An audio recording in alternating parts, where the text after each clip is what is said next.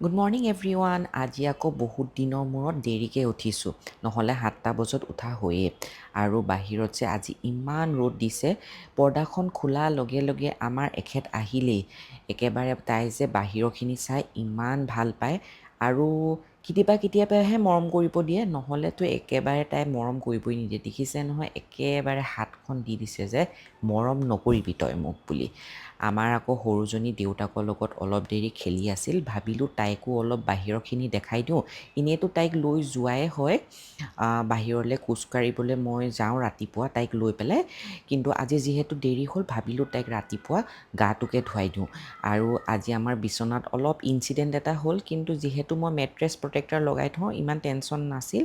তাকে মই বাপেকক ক'লোঁ যে তুমি তাইক অকণমান ৰ'দটো দিয়াই আনা, মই বিচনাখন পাৰি লওঁ। আৰু আজিলৈ এয়াই বাই।